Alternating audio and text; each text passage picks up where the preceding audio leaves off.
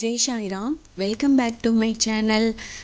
இந்த வாரம் சனிக்கிழமை ஆடிப்பெருக்கு வருது, ஆகஸ்ட் 3.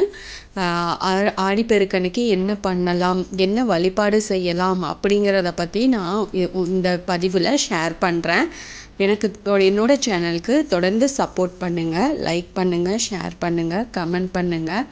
ப்ளீஸ் மறக்காமல் சப்ஸ்கிரைப் பண்ணுங்கள், பெல் ஐக்கானை கிளிக் பண்ணுங்கள்.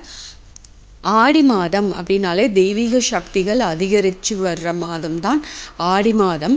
இந்த மாதத்தில் என்ன வழிபாடு செஞ்சாலுமே அதன் பலன்கள் பார்த்திங்கன்னா பல மடங்காக அதிகரிக்கும். அப்படிப்பட்ட மாதத்தில் வரும் மிக முக்கியமான நாள் தான் இந்த ஆடிப்பெருக்கு. இது ஆன்மீக வழிபாட்டுக்கு மட்டும் இல்லாமல் பலவித சுப காரியங்களையும் துவங்குவதற்கு இதில் ஏற்ற நாளாகவும் இருக்குது. ஆடிப்பெருக்கு பெருக்கத்திற்குரிய நாள் அப்படிங்கிறதுனால இந்த நாளில் தங்கம், வெள்ளி போன்ற மங்கள பொருட்கள் வாங்கிறது அப்படிங்கிறது ரொம்ப நல்லது. தாலி சரடு மாற்றுறது, தாலி பெருக்கி கோர்ப்பது, சொத்துக்கள் வாங்கிறது, புதிய முதலீடுகள் செய்வது, வியாபார பேச்சுவார்த்தைகளை துவங்குறது, இது எல்லாத்தையுமே இந்த ஆடிப்பெருக்கன்னைக்கு செய்யலாம்.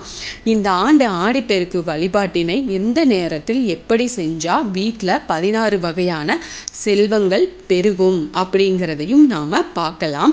இப்போ ஆடிப்பெருக்கு கொண்டாட காரணம், ஆடிப்பெருக்கு மிக முக்கியமான தினத்தில் ஒன்று.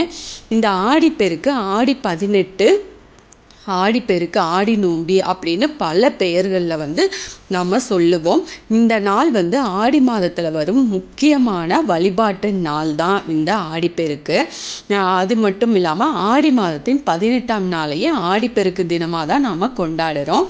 ஆடி மாதத்தில் ஆறு, குளம் போன்ற நீர்நிலைகள் நீர் பொங்கி பெருக்கெடுத்து வருமா. ஆடியில் விதை விதைக்கும் விவசாயிகளுக்கு ஆறுகளில் பெருக்கெடுத்து வரும் நீர் விவசாயம் செய்து அமோக விளைச்சலை பெற உதவியாக இருக்கும்.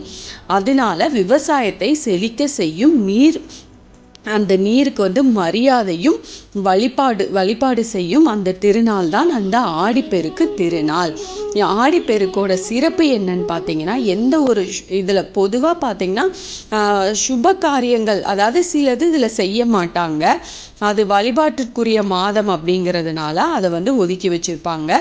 தெய்வ வழிபாட்டில் கவனம் செலுத்த வேண்டும் அப்படிங்கிறதுக்காக ஆடி மாதத்தில் திருமணம் மட்டுமின்றி வளைகாப்பு, கிரகப்பிரவேசம், நிச்சயதார்த்தம் இது போன்ற சுப நிகழ்ச்சிகள் கூட நடத்த மாட்டாங்க. ஆனால் ஆடிப்பெருக்கு நாளில் மட்டும் வழிபாடு, முதலீடு என தர்மம் இந்த மாதிரி காரியத்தை நம்ம செஞ்சோம் அப்படின்னா அதன் பலன் பல மடங்காக பெருகும். அப்படிங்கிறதுனால திருமணம் போன்ற சுபகாரிய பேச்சுக்கள் இல்லாமல் வியாபாரம், விருத்தி, அப்புறம் ஒப்பந்தம் தொடர்பான பேச்சுக்களை இந்த நாட்களில் தாராளமாக செய்யலாம்.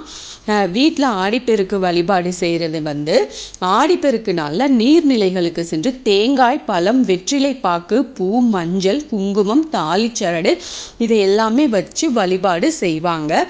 அருகில் நீர்நிலைகள் நமக்கு இல்லை அப்படின்னா அந்த வீட்டில் நம்ம நல்ல தண்ணி எடுத்து பூஜைக்கு நாம் பூஜை அறையில் வச்சு வழிபாடு செய்யலாம்.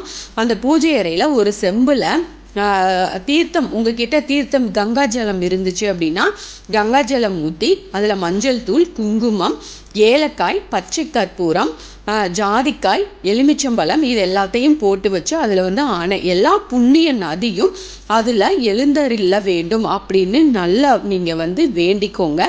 பெண்கள் வழிபாடு முறை பார்த்தீங்கன்னா, திருமணமான பெண்கள் தங்களின் கணவரின் ஆயுள் நீடிக்கணும் அப்படின்னு சொல்லி வேண்டிக்கோங்க. தீர்க்க சுமங்கலி வரம் கிடைக்கணும் அப்படின்னு வேண்டிட்டு தாலிச்சரடை மாற்றிக்கலாம்.